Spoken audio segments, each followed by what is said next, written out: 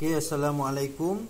Pada hari ini kita akan belajar bab terakhir tingkatan 4 dalam subjek kimia ni lah, iaitu bahan buatan dalam industri.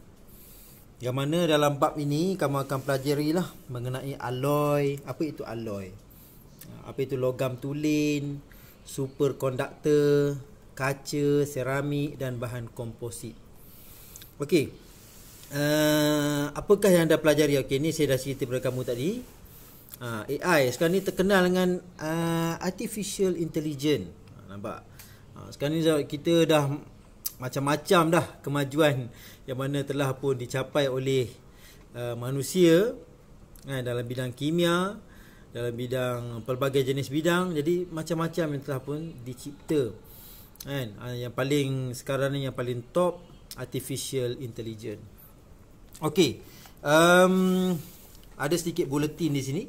Okay, perkembangan industri automobil di masa ke semasa telah membawa banyak perubahan yang mengkagumkan. Cuba bayangkan anda berada dalam kokpit kereta termaju pada masa depan. Sekarang ni dah macam ada AI dah, jadi maksudkan dengan kecerdasan buatan. Saya pun tak tahulah, mungkin suatu hari nanti kamu naik kereta terbang kot, kan? Kereta terbang lah. Dan sekarang ni partikel nano. Nano sekarang ni ramai yang dah pakai nano. Apa itu nano? Nanti saya akan terangkan lah. Kos yang rendah, kan? Nano tapi kos yang rendah. Okey, dan ada persoalan di sini. Permulaan tajuk ni, mengapakah aluminium tulen tidak digunakan untuk membuat badan kapal terbang? Kenapa aluminium tulen tak boleh pakai untuk kapal terbang? Maksudnya dia kena campur aluminium tu. Perlu dicampur dengan logam yang lain. Apakah dua unsur utama yang terdapat dalam pada semua jenis kaca? Apa unsur-unsur tu? Dan apakah sifat seramik yang membolehkannya sesuai digunakan dalam pembinaan rumah? Okey, nanti kita akan tengok dalam bab ini. Okey, alloy dan kepentingannya. Apakah itu alloy? Okey, Tugu Negara merupakan monumen yang dibina pada tahun 1966 dengan menggunakan alloy. Apakah alloy? Alloy ni sebenarnya adalah campuran antara dua atau lebih unsur. Dua atau lebih unsur. Biasa kita ni selalu sangat kalau jumpa benda keras je ni, nampak macam besi, kita panggil besi. Pagar pintu kita panggil besi. Besi sebenarnya bukan besi . Kalau besi sahaja digunakan, sekejap sahaja kamu akan tengok tugu ni akan berkarat. Sedangkan tugu ni dibina 1966, masih lagi kekal, tidak berkarat, tidak ada sebutir karat pun kamu jumpa atas badan askar-askar ni, atas tugu ni. Sebab apa? Sebab dia memang tahan karat. Macam mana, kenapa dia tahan karat? Nanti kita akan tengok mengenai alloy ni. Okey, alloy ni dia campur antara dua atau lebih. Contohnya besi, tambah lagi dengan aluminium, tambah lagi dengan tembaga, apa akan jadi?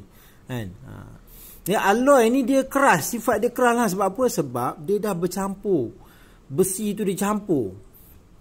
Bila mana dia campur besi, campurkan dengan aluminium, logam lain, dia campur logam lain, campur logam ni, menyebabkan susunan atom dia akan jadi berbeza dengan yang asal, logam yang asal. Jadi biasa kamu tengok dekat motor tu kan, rim motor tu. Rim motor contohnya dekat tayar tu kan. Tayar tu kan, yang tengah tu. Saya tak pandai melukis sangat ni. Yang tengah ni. Ini handle dia kan. Okey, yang ni. Yang rim motor ni. Dia buat daripada alloy, dia bukan daripada besi sahaja. Dia adalah logam yang dicampur, menyebabkan dia boleh bawa benda berat, badan manusia, dan boleh berjalan jauh. Sebab apa? Dia adalah alloy. Okey, kita pergi tengok seterusnya kepada sifat-sifat alloy ni. Okey, kamu tengok sini. Contohnya duralumin. Duralumin ni dia digunakan sebagai badan kapal terbang ni. Nak buat badan kapal terbang ni menggunakan duralumin. Jadi yang kamu tengok macam besi tu, dia bukan besi. Badan kapal terbang, pagar, kadang-kadang jambatan nampak macam besi, tapi dia bukanlah besi. Sebab saya tahu sebab apa dalam dunia hidup kita ni kita nampak keras sikit, nampak macam besilah. Tapi dia adalah logam yang dicampurkan, yang kita panggil dia sebagai alloy. Okey, gangsa untuk membuat pingat. Kalau lah buat besi, guna besi ni berkarat habis. Tapi dia bukanlah daripada logam yang satu saja, dia adalah campuran beberapa logam, dua ataupun lebih, membentuk alloy menyebabkan dia tidak berkarat. Okey, contoh lain, loyang untuk membuat kunci. Nah, terdapat juga yang kamu tengok kalau kunci tu berkarat, jadi dia bukanlah diperbuat daripada loyang. Dia buat daripada besi biasa je lah, tapi tak tahan lama lah kan. Biasanya kalau buat daripada loyang ni, dia memang tidak akan berkarat, sebab itu memang sifat alloy. Okey, keluli untuk buat badan kapal terbang, badan kereta kan. Dia buat daripada keluli. Keluli nirkarat, buat sudu ataupun garpu. Kalau pakai besi apa jadi? Garpu dengan sudu tu akan mudah berkarat lah kan. Sebab besi ni dia memang kalau kena air, ada air, ada oksigen, maka berkarat lah besi tu. Okey. Dan juga pewter. Pewter ni nak buat cendera mata yang kamu tengok ada jual kat kedai-kedai cendera hati yang berkilat tu. Itu sebenarnya diperbuat daripada pewter. Apakah pewter ni? Nanti kita akan tengok campuran logam-logam ni membentuk alloy dan apakah logam asal yang dicampurkan. Okey. Perbandingan sifat alloy dengan logam tulen. Kekuatan dan kekerasan alloy adalah berdasarkan susunan zarah. So jadi disebabkan susunan zarah, itu yang menyebabkan alloy ni dia lebih keras, lebih tahan lama berbanding logam yang tulen. Okey, jadi dalam buku teks kamu ni, ini sebenarnya eksperimen ni paling top sekali lah. Paling banyak sekali dibincangkan. Mungkin ada dalam soalan-soalan eksperimen. Okey, eksperimen ni dibuat apa? Dia nak bandingkan antara sifat alloy dengan sifat logam tulen. Okey, penyataan masalah, adakah alloy lebih tahan terhadap kakisan dan lebih keras berbanding dengan logam tulen? Ni persoalan dia. Okey, bahan dia kepingan keluli nirkarat. Kalau kamu dengar keluli nirkarat ni, kita tahulah dia adalah alloy. Jadi kepingan besi, air suling, blok gangsa dengan blok kuprum. Okey, radas dia seperti mana tertulis ni lah. Ada silinder penyukat, kertas pasir, berbola keluli, pemberat, retort, pengapit, pembaris, semua tu lah. Okey, sifat tahan kakisan. Jadi dia buat macam mana? Letakkan beaker, masukkan air, kemudian dia masukkan kepingan keluli nirkarat, yang satu lagi kepingan besi, kemudian biarkan selama seminggu. Jadi lepas tu apa dia nampak? Sudah tentulah yang mana kamu akan dapat tengok keluli nirkarat ni tidak adalah karat berbanding dengan besi. Besi berkarat. Sebab apa? Sebab ada air, ada oksigen, besi mesti akan berkarat. Mesti akan berkarat. Jadi kalau alloy ni dia akan tahan. Dia akan tahan dan tidak berkarat. Okey. Kemudian kita tengok pula macam ni. Yang ni adalah untuk menguji sejauh mana sesuatu blok ni, adakah contoh kalau kita lepaskan pemberat 1 kg ni, dia jatuh atas berbola keluli ni, dia nak tengok ada terbentuk lekuk tak dekat sini. Ada lekuk tak? Jadi dia pakai berbola gangsa, dia pakai blok gangsa, dan dia punya perbandingan dia kuprum. Kuprum ni logam tulen. Bandingkan dengan gangsa ni, tengok yang mana saiz diameter lekuk tu mana lebih besar. Jadi kalau makin besar saiz diameter tu, makin berlekuk lah dia, makin tak tahan lah terhadap dia jadi tak kuat lah kan, berbanding yang satu lagi. Okey, ni kita nak banding sifat alloy dengan sifat logam yang tulen. Apa beza dia? Okey, rajah menunjukkan perbandingan sifat alloy dengan logam tulen. Proses pengaloyan boleh membantu mencegah kakisan logam dan mengubah sifat logam tulen supaya menjadi lebih keras dan kukuh. Dari segi permukaan, alloy ini dia lebih berkilat berbanding logam tulen. Sifat kakisan, tahan kakisan, alloy ini dia lebih tahan kakis berbanding logam tulen dia mudah kakis. Satu lagi, kekerasan, alloy ini dia akan lebih keras berbanding dengan logam tulen yang kurang keras. Sebab apa? Tak lain tak bukan adalah sebab susunan atom logam tersebut. Kalau logam tulen ni dia hanya ada satu jenis alloy, dia hanya ada satu jenis atom sahaja. Macam ni lah, sejenis. Maksudnya dia logam tulen dia sahaja. Jadi kamu tengoklah susunan dia punya ni. Jadi bila keadaan macam ni, dia boleh menggelonsor antara satu sama lain. Sebab apa? Dia sama saiz. Dia sama saiz. Tidak ada atom lain yang boleh menyekat dia atom-atom ni daripada menggelonsor. Jadi logam tulen juga bersifat boleh ditempa. Sebab apa? Sebab akan ada di antara logam-logam ni, di antara susunan-susunan atom ni, dia ada berlubang. Dia tak ada kawasan yang mana tidak ada dia ada lompong. Bila mana kamu tekan, kamu tukul kat sini, maka dia akan bengkok. Sebab apa? Sebab atom-atom ni masuk ke sini. Menyebabkan dia melekuk itu. Dia boleh mengisi ruang kosong. Sebab itulah kamu boleh menempa, sebenarnya kamu boleh tempa besi ni. Sebab apa? Sebab susunan atom dia adalah sama antara sama lain. Dia boleh menggelonsor dan ada kawasan yang ruang lompong ni, yang ni boleh masuk dalam ni, menyebabkan dia boleh dibengkokkan. Okey, walau bagaimanapun, kalau logam tulen ni kamu campurkan dengan atom-atom lain, alloy ni kita campurkan antara gangsa, kita campurkan antara atom-atom lain daripada logam-logam yang lain, susunan dia macam ni. Okey, jadi kamu akan dapat tengoklah bila mana atom-atom ni bila mana dia tak sama saiz dia, dari segi saiz dia ada atom lain kita campurkan atom-atom lain, menyebabkan dia tak boleh nak menggelonsor. Sebab apa? Tidak ada ruang untuk dia menggelonsor tu.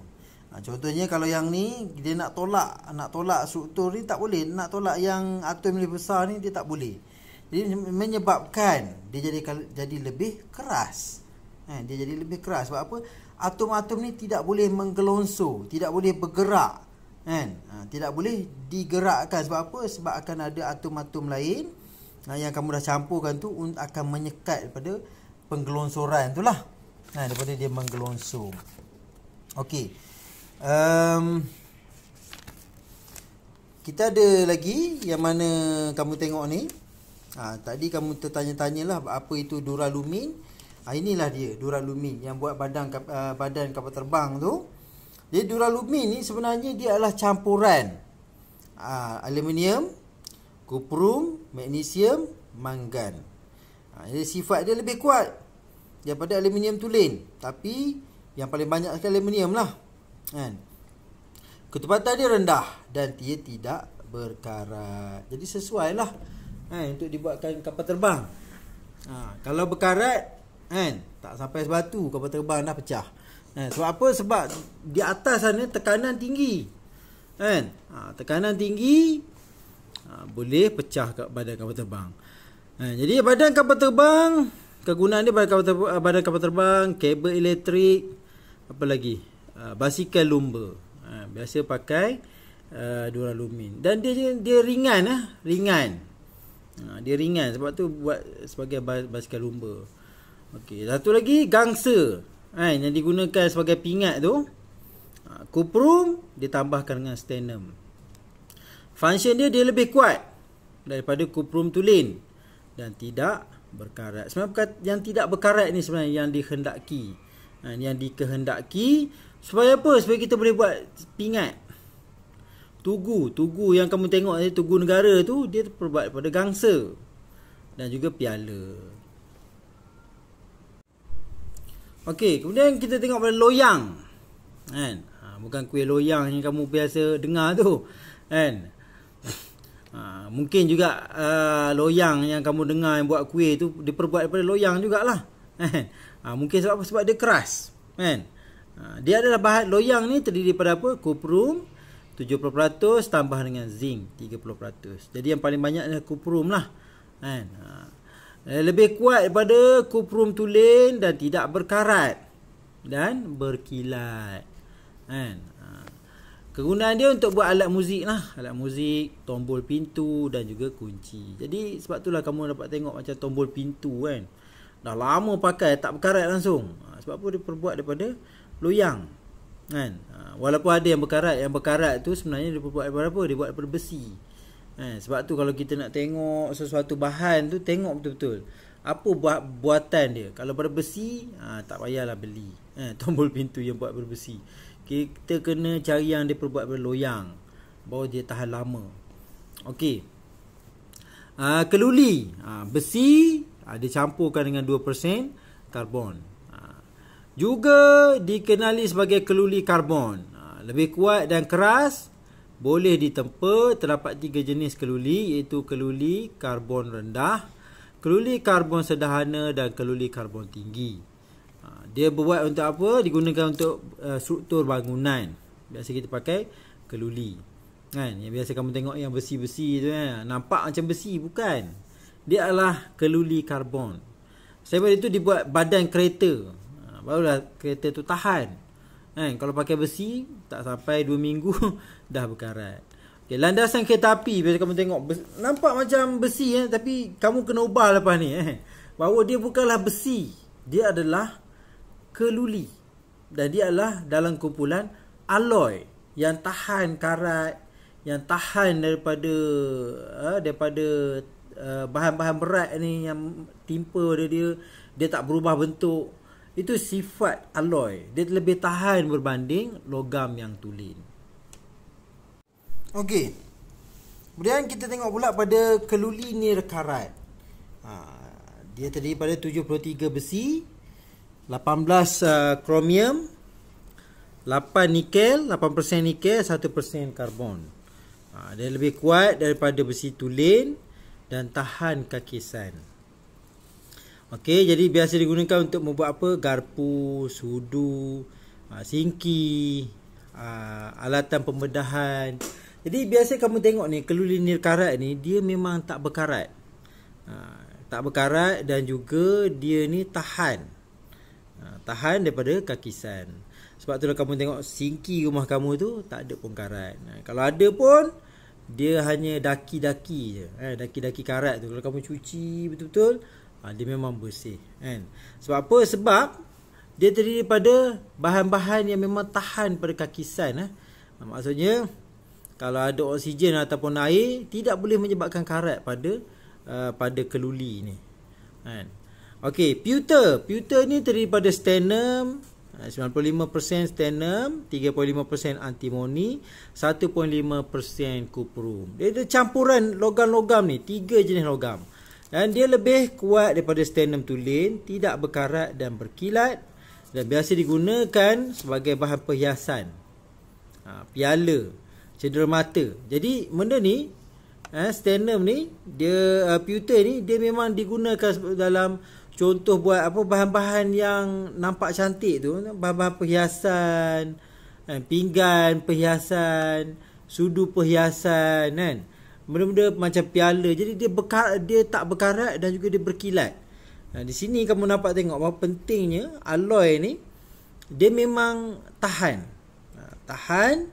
dan juga dia adalah, kita faham di sini alloy ni dia adalah campuran daripada 2 ataupun lebih logam, kan? Dan dia bukan bersifat logam tulen lah, dia bersifat alloy, yang mana tahan pada kakisan, tahan berkarat, dan kadang-kadang dia lebih ringan, sesuai untuk dibuat bangunan sekalipun, sampai badan kapal terbang pun dia hanya pakai alloy. Kita tak pakai logam tulen.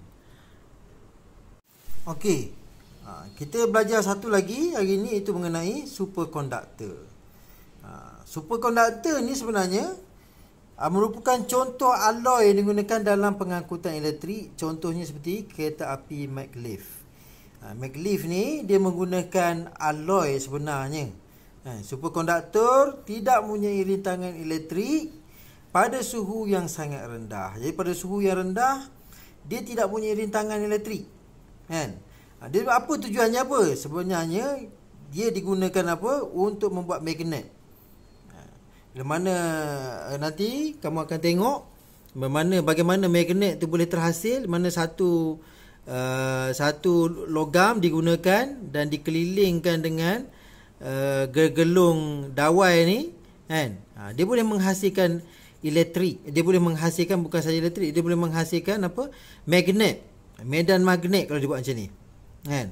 Jadi superkonduktor ni dia bila mana digunakan superkonduktor ni, kan? Mula dia wujudkan medan magnet. Jadi magnet tu boleh digunakan untuk apa? Untuk mengapungkan gerabak. Ni gerabak kita panggil. Ni gerabak. Bawah ni dia punya jalan dia. Dan bawah ni dia ada medan magnet. Bila medan magnet ada, macam kamu tengoklah macam magnet tu kamu pakai yang U punya, yang ni pun dengan U. Apa jadi? Dia tak nak dekat kan? Dia akan menolak satu sama lain. Sama juga dengan gerabak ni, menyebabkan bila mana dia buat macam ni, menyebabkan apa? Gerabak ni terapung sebenarnya. Dia terapung. Dia bukannya tak terapung, dia bukannya melekatnya, tak, dia terapung. Dia terapung di atas rel ni. Dia terapung, dan bila mana dia terapung, dia boleh digerakkan dengan kelajuan yang sangat tinggi. Biasa kamu tengok kereta api laju ni, kereta api elektrik ni, kan? Yang sebenarnya untuk pengetahuan kamu, gerabak dia ni adalah terapung. Gerabak ni terapung. Jadi kamu masuk dalam, dia terapung atas ni. Bila mana kereta api ni digerakkan, dia bila mana dia tak ada apa friction, maksud geseran antara gerabak ni dengan rel dia ni, maka dia boleh bergerak sangat laju. Kan? Jadi itu antara kegunaan superkonduktor dalam pengangkutan elektrik. Okey, kita ke subtopik seterusnya, iaitu komposisi kaca dan kegunaannya. Biasa sangat kamu tengok kaca. Kaca biasa sangat kamu tengok. Tapi untuk pengetahuan kamu, tahukah bahawa sebenarnya kaca ni dia ada 4 jenis. Dia ada 4 jenis semuanya. Kaca ni boleh juga dicampur-campurkan. Kan? Sama seperti logam lain, kaca juga boleh dicampur-campurkan dengan bahan lain. Untuk apa? Untuk kegunaan yang bersesuaian dengan sifat dia. Kan? Contoh kita pakai kaca untuk buat sliding door tu. Apa sifat-sifat dia? Ada sifat-sifat dia. Ada juga kaca ni kita guna untuk buat pinggan kat rumah kita tu. Sama tak dengan sliding door punya, kan? Jadi disebabkan dia boleh campur-campur ni, jadi sifat-sifat yang lahir daripada campuran itu, kita gunakan dia mengikut kesesuaian yang kita mahu. Okey. Rainbow Skywalk. Rainbow Skywalk ni mana kamu boleh berjalan dah dia. Kan? Boleh tengok apa keadaan bawah, kan? Terletak di Georgetown, Pulau Pinang, merupakan jabatan dibina daripada kaca. Tahukah anda bina-bina lain yang terbuat daripada kaca? Bagaimanakah pula cara membuat kaca? Okey. Kamu tengok ni, apabila silika ni, biasanya bahan tu, silika ni terdapat dalam pasir, dipanaskan bersama-sama dengan bahan kimia lain, pelbagai jenis kaca dengan sifat yang berbeza akan terhasil. Namun semua jenis kaca memiliki sifat yang asas. Apa dia sifat kaca ni? Pertama sekali, dia lengai secara kimia. Dia tidak bertindak balas dengan bahan kimia yang lain. Sebab itulah kalau orang nak membotolkan sesuatu produk dia pilih kaca. Sebab apa? Supaya bahan kimia tu tidak bercampur bau, tidak bercampur dengan kaca, botol kaca yang dipakai tu. Dan kaca ni kebanyakannya sifat dia luksina. Kamu boleh tembus tengok dekat luar. Dan juga dia kalis air. Dia tak basah. Mana ada kaca basah? Tak ada. Kan? Dan penebat haba. Penebat haba, dia tahan daripada maksudnya dia penebat haba, dia tidak memindahkan haba secara cepat. Okey, kaca ni dia memang tidak memindahkan haba dengan cepat lah, kan? Sebab tu kita panggil dia penebat haba. Dan kaca juga penebat elektrik. Jadi elektrik ni tidak boleh dipindahkan melalui kaca. Dan juga dia keras tetapi rapuh. Kaca setara mana keras mana pun, tapi bila mana kamu beri hentakan yang sangat kuat, dia juga akan berkecai, kan? Dia tak ada terbelah, tak ada, dia akan terus berkecai, kan? Tu maksud dia keras tapi rapuh. Okey, jenis-jenis kaca. Kaca ni sebenarnya ada 4 jenis, ya. Dia ada 4 jenis, kan? Iaitu kaca apa? Silika terlakur, kaca soda kapur, kaca borosilikat, dan juga kaca plumbum. Apa beza jenis-jenis kaca ni? Beza yang jelas adalah bahan-bahan yang dicampurkan dengan silika tu. Bahan utama kaca adalah silika. Betul. Bahan utama kaca adalah silika. Tapi silika ni bila mana kamu panaskan dia akan cair. Dan kamu boleh campur bahan lain dalam dia, supaya apa? Atom-atom dia akan bercampur antara satu sama lain, menghasilkan kaca yang baru.